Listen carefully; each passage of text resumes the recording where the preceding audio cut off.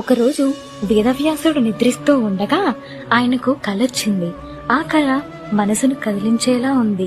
ఒక పెద్ద యుద్ధభూమిలో ఎక్కడ చూసినా నెత్తురు, మనుషుల గాయాలు, వారి మరణాలు, లక్షలాది గుర్రపు సైన్యాలు. అదే మంచికి చెడుకు మధ్య జరిగే యుద్ధం, మహాభారతంలోని కురుక్షేత్ర యుద్ధం.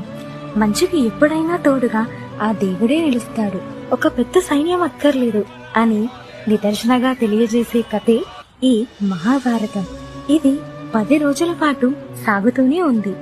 దీన్ని ముందు తరాల వారికి లిఖిత రూపంలో అందజేయాలి అని మహాభారతం మొదలవ్వకముందే దాన్ని రచించాలి అని నిర్ణయించుకున్నాడు.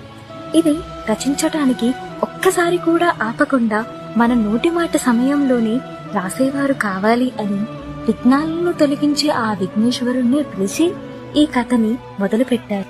శాంతన మహారాజు జన్మంతో మొదలైన ఈ మహాభారతం యుధిష్ఠిరుడు అనగా ధర్మరాజు స్వర్గలోకం చేరుకునే సమయంతో ముగుస్తుంది.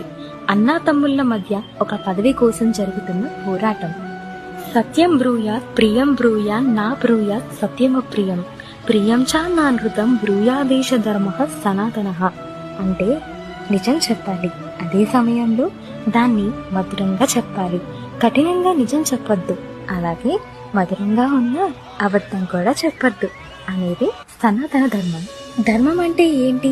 అహంకారం మనిషిని ఎలా నాశనం చేస్తుందో చూపిస్తుంది. మనిషి ఎదుర్కోబోయే ప్రతి సంఘటన ఎలా ఉంటుంది, వాటికి స్పందిస్తే ఎలాంటి పరిణామాలు కలుగుతాయి అని చెప్తుంది మన ఈ మహాభారతం.